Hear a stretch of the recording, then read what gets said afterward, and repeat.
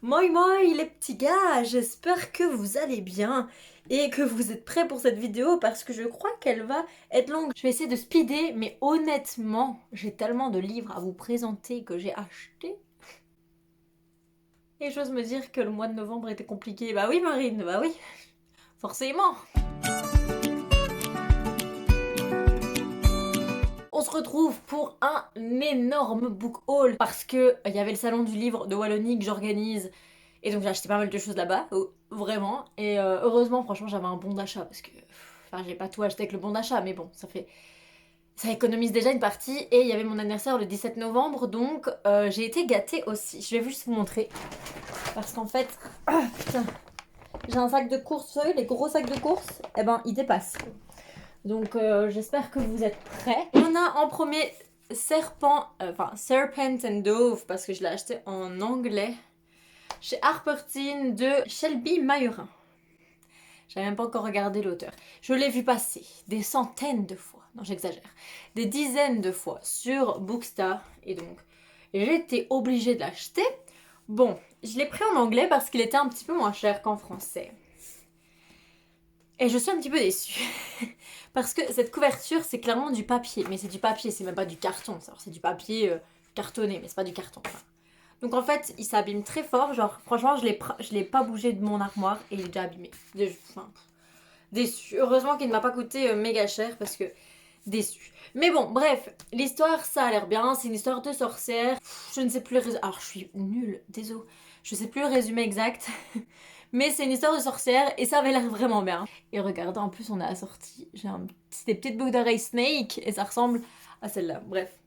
Serpent and Dove. Et il y a déjà eu le deuxième qui est sorti qui s'appelle Blood and Honey. Ensuite, on a Heartstopper, le tome 1 par Alice Oseman chez Hachette Roman qui est, je l'ai déjà lu, il est génial.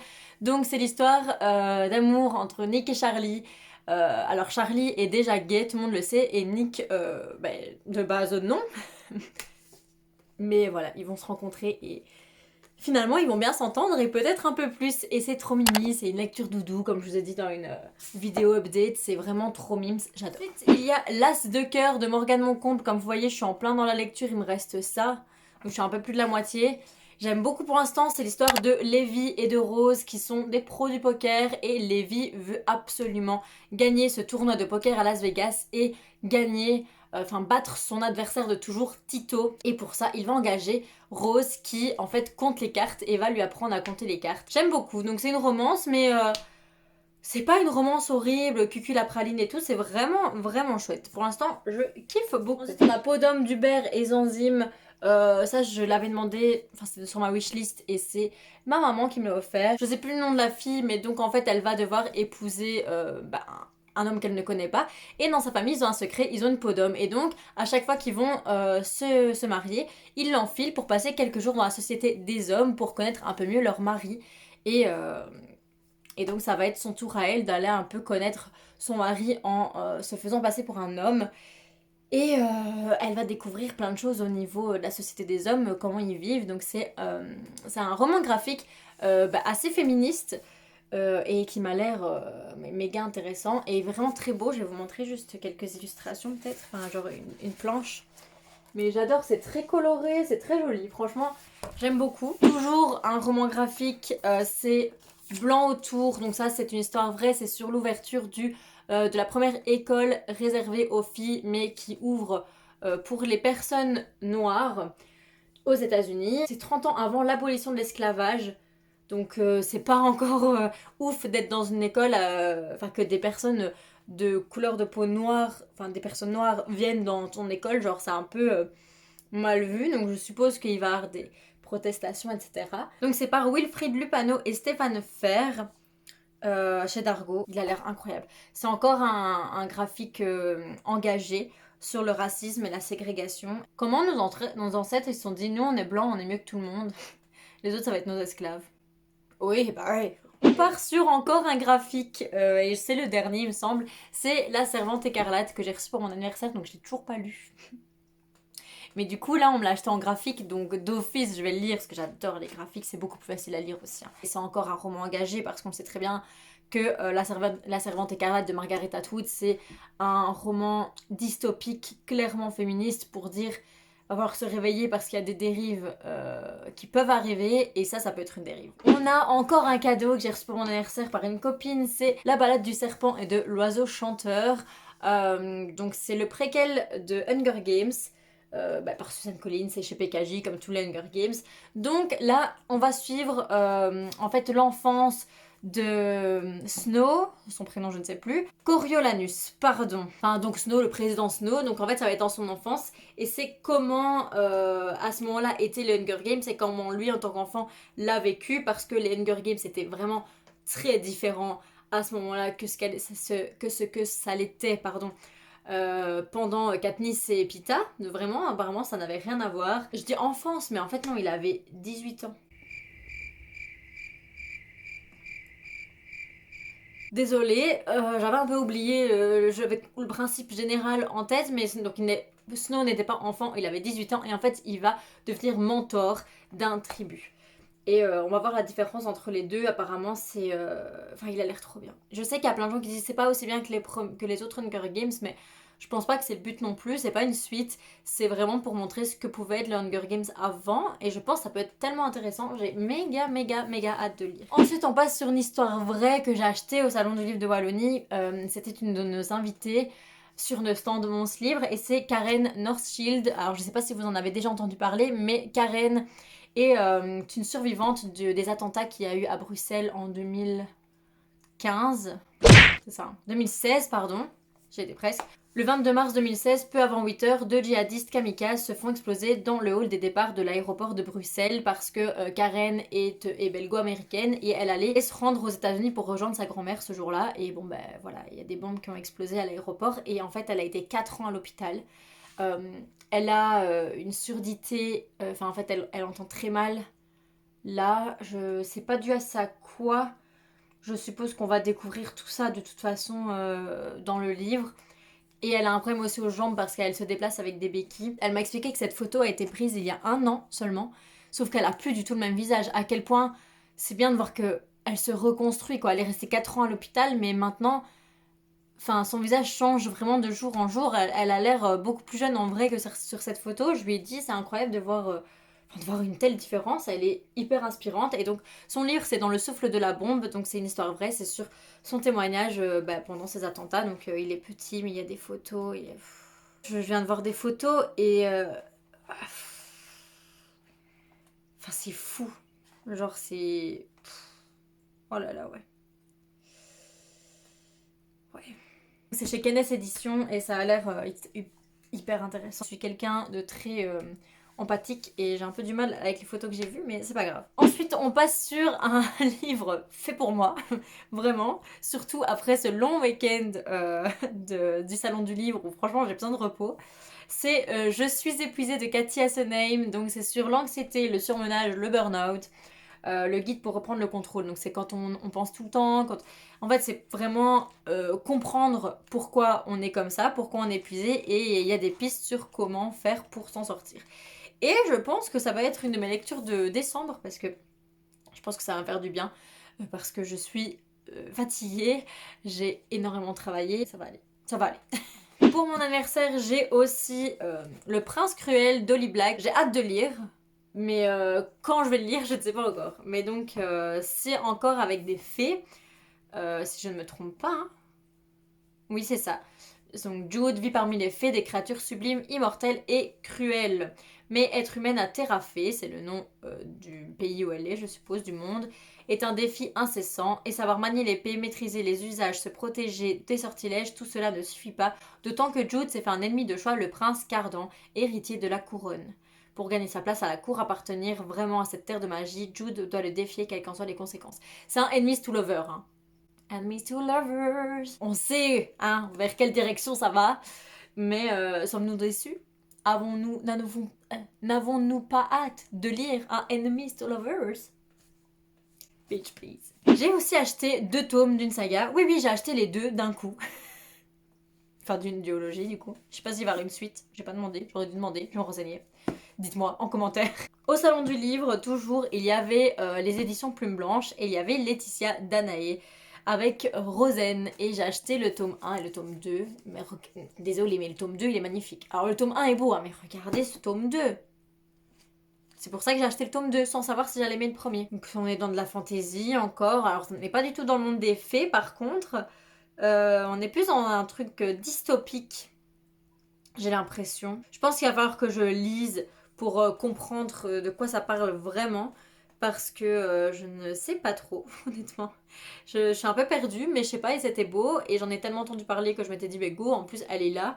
Donc elle a pu me les dédicacer et tout. Et je suis très contente, mais je sais pas du tout à quoi m'attendre. Donc c'est vraiment une surprise. Alors on repart sur Morgane Moncomble. Puisque je lui ai acheté 2 autres livres. J'ai acheté Nos âmes tourmentées. Alors je lui ai dit... En gros, avant qu'elle fasse sa dédicace, je lui ai dit, ok, là, l'As de cœur, c'est bon, je suis en train de le lire et tout. Je dis, mais je veux absolument t'en acheter un autre. Conseille-moi lequel. Et là, elle me dit, bah ça dépend. Tu veux un truc qui finit bien ou un truc triste? Et là, j'ai su, tu vois. Elle se dit, tu vas me conseiller Nos âmes tourmentées. Ça m'a posé la question. Et elle était là, ouais. Donc j'ai pris Nos âmes tourmentées. Donc je suis prête à pleurer les gars. En fait c'est avec ça que j'ai découvert Morgane Moncomble parce que je le voyais passer partout. Je me disais mais c'est qui celle-là? Et après je l'ai vu avec L'As de cœur, je l'ai vu avec Falling Again, Viens on s'aime, enfin en équilibre. C'est vraiment je l'ai vu partout à 25 ans. Elle a déjà écrit 6 livres. Excusez-moi. Excusez-moi madame. J'ai aussi acheté de Morgane Falling Again qui avait l'air trop mimes. Et ça je pense que c'est un qui finit bien par contre. Parce que, je sais pas, ça a l'air trop mimes. Ça a l'air trop mimes, j'adore. Donc c'est un amour d'enfance, ils se retrouvent, sauf que le garçon a oublié cette romance qu'il y a eu auparavant entre lui et Fleur, donc il s'appelle Aaron, et la fille s'appelle Fleur. Ensuite là, c'est un cadeau que j'ai reçu d'un exposant Salon du Livre, je crois qu'il m'a très bien cerné, le boug. Il m'a offert du Stress au zen de Michel Grisard, donc c'est chez le livre de votre région, donc c'était l'exposant, donc c'est Xavier Ferron qui m'a offert ça, sans médicaments tueurs. Donc ça va un peu rejoindre Je suis épuisée parce que c'est des exercices pratiques et un plan d'action. C'est un peu le même genre que Je suis épuisée, donc franchement, je pense qu'il faut que je travaille beaucoup sur mon stress. D'ailleurs, j'avais pris un rendez-vous pour aller chez une sophrologue pour ça. Et du coup, je pense que les 2 livres, Je suis épuisée et Du stress au zen, vont beaucoup m'aider, pardon. Je me suis acheté de moi à moi, je l'avais précommandé depuis longtemps. Harry Potter et la chambre des secrets version Minalima. Donc moi je les achète en anglais parce que du coup j'ai commencé en anglais donc je vais les continuer en anglais. Je l'ai pas encore vraiment beaucoup feuilleté mais vous inquiétez pas, vous aurez une vidéo, vous aurez un TikTok et un reel du coup sur cette lecture quand j'aurai lu. Mais déjà il est trop beau. Et puis en fait, au moins une fois par an, je relis un Harry Potter et ça me va plutôt bien. Toujours au salon du livre, j'ai été faire une dédicace chez Marie Colo et du coup j'ai acheté Jusqu'ici tout va bien parce que j'avais oublié mon exemplaire d'Éden, fille de personne. Donc j'ai pris Jusqu'ici tout va bien, qui est l'histoire de Joseph, si je ne me trompe. Oui. Joseph a été pris la main dans le sac, vol à main armée dans une supérette. Et donc en fait, il est enfermé dans un cachot dans son procès. Joseph, c'est un jeune qui essaye de découvrir qui il est et en même temps il est amoureux et il veut s'échapper parce qu'il est amoureux de la plus belle fille du monde et il veut la rejoindre. Je ne connais pas trop l'histoire, c'est tout ce que j'ai compris du livre. Mais je sais pas, ça avait l'air sympa. Elle m'a dit que c'était un peu dans le même genre qu'Eden, fille de personne et au niveau des personnages. Et vu que j'ai bien aimé les personnages, je me suis dit, ben go, go, go, go, c'est chez Alice Jeunesse. Je voulais lui acheter un autre livre à la base, Marie Colo. Je voulais lui acheter Dans de Baudra, mais il y était pas. Donc malheureusement, je me suis un peu rabattue sur celui-là. Mais bon, ça tombe, il va me plaire autant. Mais je crois que je vais du coup acheter Dans de Baudra, mais tant pis, il sera juste pas dédicacé. Après, chez Plume Blanche, toujours, j'ai pris Les Entraves de l'hiver de Jenny Bergier. J'en entends beaucoup parler parce que, Marielle, tu passeras sûrement sur cette vidéo. C'est clairement à cause de toi que je l'ai acheté, hein. Tu me le vends depuis des mois et des mois, donc voilà. J'ai pas bien compris de quoi ça parlait, je vais pas vous mentir. J'ai pas trop bien compris de quoi ça parlait, je suis un peu perdue sur cette histoire. Il est petit, donc il va aller vite à lire de toute façon. Et je me dis, s'il est chez Plume Blanche, c'est que c'est bien. Parce que Plume Blanche, généralement, font des trucs bien. Je vais vous lire le résumé, peut-être vous comprendrez mieux que moi. Jack Frost a un plan. Depuis des siècles, il n'existe que durant quelques semaines en décembre, veille au bon déroulement de l'hiver, avant de retourner contraint et forcé par le gardien au sommeil. Mais pas cette année. Il compte bien l'affronter et faire basculer le cours de son existence à jamais. Mathilde, quant à elle, s'astreint à une vie bien ordonnée malgré une immense fratrie qu'elle tente de maintenir sur les rails. Oui, Jack Frost a un plan. Sauf que ses pas croisent les siens, ceux de cette jeune fille au bonnet rouge, celle qui fera chavirer tous ses dessins. Donc bon, oui, j'ai bien compris que c'était une romance. Mais J'ai pas compris si on est dans de la fantasy ou du fantastique. À mon avis, plutôt du fantastique. Bon, bref, on verra de toute façon. Hein. Je vais pas tarder parce que c'est un livre d'hiver, donc ça va être là décembre ou janvier. Au salon, il y avait Lil Evans, et Lil Evans, j'avais beaucoup aimé Savage Rider, et donc là, j'ai pris son tout nouveau qui est Mon boss, sa famille cinglée, Mon Noël pourri et moi. Donc c'est un roman de Noël, c'est une romance. Moi, j'aime bien, j'aime vraiment bien la plume de Lil Evans, elle est très sympa, elle est très mignonne et tout. Et du coup, ben, je me suis dit, bah allez, ma maman a pris l'autre, celui de l'année passée. Euh, c'est quoi? Ce que je veux à Noël, c'est toi. Tout ce que je veux pour Noël, c'est toi. Enfin bref. Et du coup, j'ai pris celui-là, on se l'échangera. Et donc, c'est, je ne sais plus son nom, Siana, qui a un nouveau patron. Et en fait, je sais pas pourquoi, je ne sais plus pourquoi, mais il y va y avoir un deal. Et le deal, c'est qu'elle va devoir aller au Noël de son patron dans sa famille. Et bon, bah voilà. Ça va être un boss to lovers.